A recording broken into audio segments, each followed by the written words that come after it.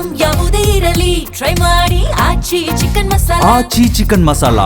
ಈ ಬಗ್ಗೆ ಮತ್ತಷ್ಟು ಡೀಟೇಲ್ಸ್ ಅನ್ನ ಕೊಡ್ತಾ ಹೋಗ್ತಾರೆ ಮೆಟ್ರೋ ಬ್ಯೂರೋ ಚೀಫ್ ಉಲ್ಲಾಸ್ ಎಸ್ಕಿರುವಾಸೆ ನೇರ ಸಂಪರ್ಕದಲ್ಲಿ ಜಾಯಿನ್ ಆಗ್ತಿದ್ದಾರೆ.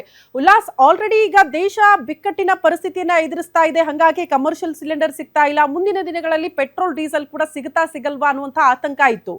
ಬಟ್ ಈಗ ಸ್ವತಃ ಪ್ರಧಾನಿ ನರೇಂದ್ರ ಮೋದಿ ಅವರೇ ಮೋಸ್ಟ್ಲಿ ಆ ಆತಂಕಕ್ಕೆ ಪುಷ್ಟಿ ಕೊಡೋ ರೀತಿಯಲ್ಲಿ ಒಂದು ಸ್ಟೇಟ್ಮೆಂಟ್ ಕೊಟ್ಟಿದ್ದಾರೆ. ಅದರ ಅರ್ಥ ಏನು? ದೇಶದ ಜನ ಏನ್ ಅರ್ಥ ಮಾಡ್ಕೊಳ್ಬೇಕು ಅಂತ? ಶ್ರುತಿ, ಮಧ್ಯಪ್ರದೇಶದಲ್ಲಿ ಯುದ್ಧ ಆರಂಭ ಆದ ಬಳಿಕ ಇದೇ ಮೊದಲ ಬಾರಿಗೆ ಪ್ರಧಾನಿ ಮೋದಿ ಒಂದು ಅಂದ್ರೆ ಯುದ್ಧಕ್ಕೆ ಸಂಬಂಧಪಟ್ಟಂತೆ ಮತ್ತೆ ಆ ಯುದ್ಧದಿಂದಾಗಿ ದೇಶದ ಮೇಲೆ ಯಾವ ರೀತಿಯಾದಂತಹ ಒಂದು ಪರಿಣಾಮ ಆಗತ್ತೆ, ಜನಸಾಮಾನ್ಯರಿಗೆ ಯಾವ ರೀತಿಯಾದಂತಹ ಹೊರೆ ಆಗತ್ತೆ ಅನ್ನುವಂಥದ್ದನ್ನ ಮೊದಲ ಬಾರಿಗೆ ಹೈದರಾಬಾದ್ ನಲ್ಲಿ ಮಾತನಾಡಿದ್ದಾರೆ. ಆ ಮೂಲಕ ಈ ಹಿಂದೆ ಕರೋನಾ ಟೈಮ್ ಅಲ್ಲಿ ಯಾವ ರೀತಿಯಾದಂತಹ ಲಾಕ್ ಡೌನ್ ಆಗಿತ್ತು, ಅದೇ ಒಂದು ಮಾದರಿಯಲ್ಲಿ ದೇಶದ ಪರಿಸ್ಥಿತಿ ಈಗ ಆ ಒಂದು ಹಂತಕ್ಕೆ ಬಂದು ತಲುಪಿದೆ ಅನ್ನುವಂತಹ ಒಂದು ಮಾತನ್ನ ಪರೋಕ್ಷವಾಗಿ ಹೇಳಿದ್ದಾರೆ. ಪ್ರಮುಖವಾಗಿ ಅವರು ಹೇಳಿರುವಂತಹ ಅಂಶ ಏನು ಅಂತಂದ್ರೆ, ಅನಗತ್ಯವಾಗಿ ಓಡಾಟವನ್ನ ಮಾಡಬೇಡಿ, ಜೊತೆಗೆ ಯಾವುದೇ ಮನೆಯಲ್ಲಿ ಯಾವುದೇ ರೀತಿಯಾದಂತಹ ಫಂಕ್ಷನ್ ಇದ್ರೂ ಕೂಡ ಚಿನ್ನವನ್ನ ಖರೀದಿ ಮಾಡಬೇಡಿ. ಅಂದ್ರೆ ವಿದೇಶದಿಂದ ನಾವು ಯಾವ ವಸ್ತುಗಳನ್ನ ನಾವು ತರಿಸ್ಕೊಳ್ತೀವೋ ಆ ವಸ್ತುಗಳನ್ನ ನಾವು ದೇಶದ ಜನಕ್ಕೆ ಅತಿ ಹೆಚ್ಚು ಅವಲಂಬಿತರಾಗಿದ್ದಾರೆ. ಅಂತಹ ವಸ್ತುಗಳನ್ನು ನಾವು ಖರೀದಿ ಮಾಡೋದ್ರಿಂದ ಅನಿವಾರ್ಯವಾಗಿ ಸ್ಕೇರ್ಸಿಟಿ ಅಂದ್ರೆ ಬೇಡಿಕೆ ಹೆಚ್ಚಾಗುತ್ತೆ. ಬೇಡಿಕೆ ಹೆಚ್ಚಾದಾಗ ದರನು ಕೂಡ ಹೆಚ್ಚಾಗುತ್ತೆ. ಪ್ರಮುಖವಾಗಿ LPG ಆಗಿರ್ಬೋದು, ಪೆಟ್ರೋಲ್, ಡೀಸೆಲ್ ಆಗಿರ್ಬೋದು, ಮತ್ತೆ ಚಿನ್ನದ ಬೆಲೆ ಯುದ್ಧ ಆರಂಭ ಆದಾಗಿಂದ ನಾವು ನೋಡ್ತಾ ಇದೀವಿ, ಒಂದ್ ರೀತಿ ಯಾರು ನಿರೀಕ್ಷೆ ಮಾಡದಿತ್ತಿರುವಂತಹ ರೀತಿಯಲ್ಲಿ ಚಿನ್ನದ ದರನು ಕೂಡ ಹೆಚ್ಚಳ ಆಗ್ತಾ ಇದೆ.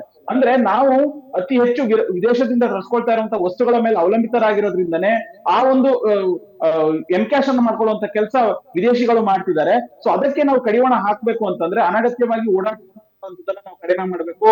ಮತ್ತೆ ಅನಗತ್ಯವಾಗಿ ಚಿನ್ನ, ಬೆಳ್ಳಿ ಖರೀದಿ ಮಾಡೋದನ್ನು ಕೂಡ ಕಡಿಮೆ ಮಾಡಬೇಕು. ಹಾಗೇನೆ ಪ್ರಮುಖವಾಗಿ ಪೆಟ್ರೋಲ್, ಡೀಸೆಲ್ ಯುದ್ಧ ಆರಂಭ ಆದಾಗಿನ ಒಂದು ಪೆಟ್ರೋಲಿಯಂ ಸಂಸ್ಥೆಗಳು ಹೇಳ್ತಾ ಇರುವಂತದ್ದು ಸುಮಾರು 10 ಲಕ್ಷ ಕೋಟಿ ಈಗಾಗಲೇ ಯುದ್ಧದಿಂದಾಗಿ ನಮಗೆ ಲಾಸ್ ಆಗಿದೆ ಅನ್ನುವಂಥದ್ದು.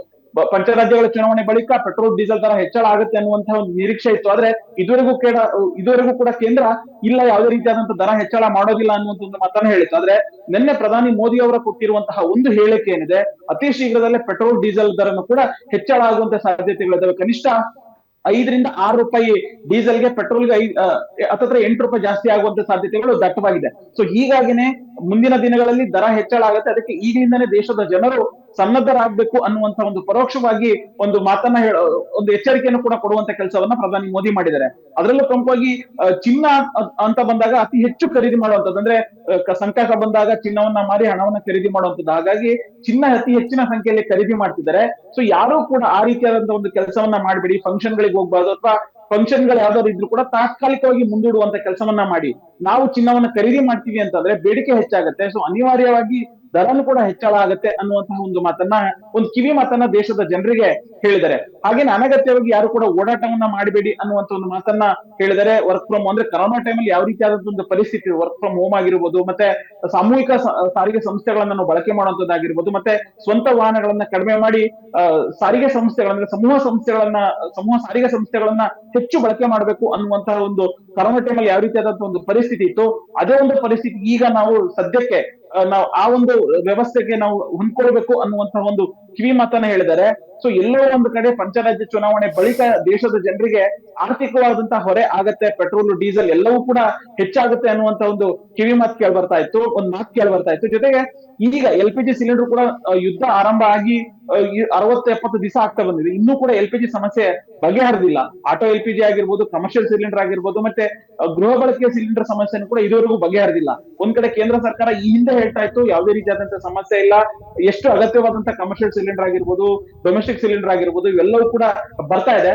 ಜೊತೆಗೆ ಪೆಟ್ರೋಲ್, ಡೀಸೆಲ್ ದರ ಹೆಚ್ಚಳ ಆಗುತ್ತೆ ಅನ್ನುವಂತ ಮಾತುಗಳು ಕೇಳಿ ಬರ್ತಾ ಇದ್ರೆ ಇದೆಲ್ಲದೂ ಕೂಡ ಸತ್ಯಕ್ಕೆ ದೂರವಾದದ್ದು ಅನ್ನುವಂತಹ ಒಂದು ಸ್ಪಷ್ಟನೆಯನ್ನ ಕೇಂದ್ರ ಸರ್ಕಾರ ಚುನಾವಣೆ ಫಲಿತಾಂಶಕ್ಕೂ ಮೊದಲು ಕೊಡುವಂತ ಕೆಲಸವನ್ನ ಮಾಡ್ತಾ ಇತ್ತು. ಆದ್ರೆ ಈಗ ಚುನಾವಣಾ ಫಲಿತಾಂಶ ಬಂದ ಬಳಿಕ ಇದೇ ಮೊದಲ ಬಾರಿಗೆ ಪ್ರಧಾನಿ ಮೋದಿ ಕೊಟ್ಟಿರುವಂತಹ ಮಾತುಗಳನ್ನ ನೋಡ್ತಾ ಹೋಗೋದಾದ್ರೆ, ಮುಂದಿರುವಂತ ಅಂದ್ರೆ ನಾಳೆನೇ ಆಗ್ಬೋದು, ಅಥವಾ ಈ ಕ್ಷಣನೇ ಆಗ್ಬೋದು, ಅಥವಾ ಇನ್ನೊಂದ್ 2-3 ದಿನ ಬಿಟ್ಟು ಆಗ್ಬೋದು, ಮುಂದಿನ ದಿನಗಳಲ್ಲಿ ದೇಶದ ಜನರಿಗೆ ಆರ್ಥಿಕವಾದಂತಹ ಹೊರೆ ಬೀಳುವಂತ ಸಾಧ್ಯತೆಗಳಿದ್ದಾವೆ. ಸೊ ಇದಕ್ಕೆ ಸನ್ನದ್ಧರಾಗಬೇಕು ಅನ್ನುವಂತಹ ಒಂದು ಮುನ್ಸೂಚನೆಯನ್ನ ಪ್ರಧಾನಿ ಮೋದಿ ಕೊಡುವಂತ ಕೆಲಸವನ್ನ ಮಾಡಿದ್ದಾರೆ. ಸತಿ. ಓಕೆ ಉಲ್ಲಾಸ್, ಧನ್ಯವಾದಗಳು ತಮ್ಮೆಲ್ಲ ಮಾಹಿತಿಗೆ. ಇದು ದೇಶದ ಆರ್ಥಿಕ ವ್ಯವಸ್ಥೆಗೆ ಪೆಟ್ಟು ಬಿದ್ದಿದೆ ಕೊಲ್ಲಿ ರಾಷ್ಟ್ರಗಳ ಯುದ್ಧದಿಂದ ಅಂತ ಕೇಳ್ತಾ ಇದ್ವಿ. ಹಾಗಾಗಿ ತೈಲ ಸಾಗಾಟ, LPG ಸಾಗಾಟ ನಿಂತು ಹೋಗಿದೆ ಅನ್ನುವಂಥ ವಿಚಾರಗಳಿತ್ತು. ನಮ್ಮ ಹತ್ರ ಸ್ಟಾಕ್ ಇಲ್ವಾ ಅನ್ನುವಂಥ ಪ್ರಶ್ನೆ ಜನಸಾಮಾನ್ಯರನ್ನ ಕಾಡ್ತಾ ಇತ್ತು. ಕಾರಣ ದಿನ ಬೆಳಗಾದ್ರೆ ಹೋಟೆಲ್ ಮಾಲೀಕರ ಪರಿಸ್ಥಿತಿ ಹೆಂಗಿದೆ, ಆಟೋ ಚಾಲಕರ ಪರಿಸ್ಥಿತಿ ಹೆಂಗಿದೆ ಅಂದರೆ ಸಿಲಿಂಡರ್ ಸಿಗ್ತಾ ಇಲ್ಲ, ಗ್ಯಾಸ್ ಸಿಗ್ತಾ ಇಲ್ಲ ಅನ್ನುವಂಥ ಪರಿಸ್ಥಿತಿನೇ. ತಿಂಗಳಾನುಗಟ್ಟಲೆ ಓಡಾಡಿದ್ರು ಕೂಡ ಒಂದು ಕಮರ್ಷಿಯಲ್ ಸಿಲಿಂಡರ್ ಪಡೆದುಕೊಳ್ಬೇಕು ಅಂದ್ರೆ ಡಬಲ್ ತ್ರಿಬಲ್ ದುಡ್ಡು ಕೊಡಬೇಕು. ನಮ್ಮ ಹತ್ರ ಸ್ಟಾಕ್ ಇದೆ ಅಂತ ಕೇಂದ್ರ ಹೇಳ್ತಾ ಇದೆ, ಬಟ್ ಸ್ಟಾಕ್ ಇದ್ರೆ ಯಾಕೆ ಸಪ್ಲೈ ಆಗ್ತಾ ಇಲ್ಲ ಅನ್ನುವಂಥ ಆತಂಕ ಇತ್ತು.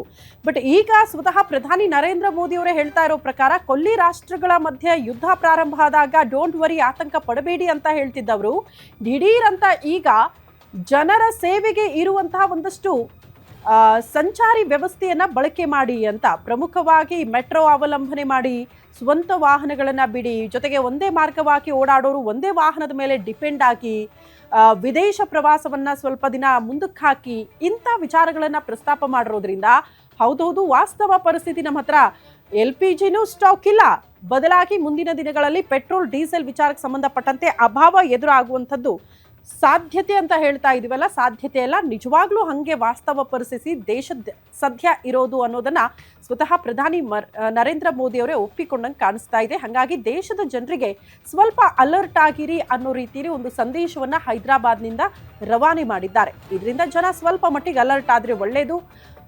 ಯಾಕಂದ್ರೆ ದೇಶ ಇದ್ರೆ ಮಾತ್ರ ನಾವು, ಹಾಗಾಗಿ ದೇಶ ಸಂಕಷ್ಟದ ಪರಿಸ್ಥಿತಿನೇ ಎದುರಿಸ್ತಿದೆ ಅಂದ್ರೆ ಅದರಲ್ಲಿ ಎಲ್ಲರೂ ಕೂಡ ಕೈ ಜೋಡಿಸಬೇಕಾಗಿದ್ದು ಈ ನೆಲದಲ್ಲಿ ವಾಸ ಮಾಡ್ತಾ ಇರುವ ಪ್ರತಿಯೊಬ್ಬ ನಾಗರಿಕರ ಜವಾಬ್ದಾರಿ ಕೂಡ ಹೌದು.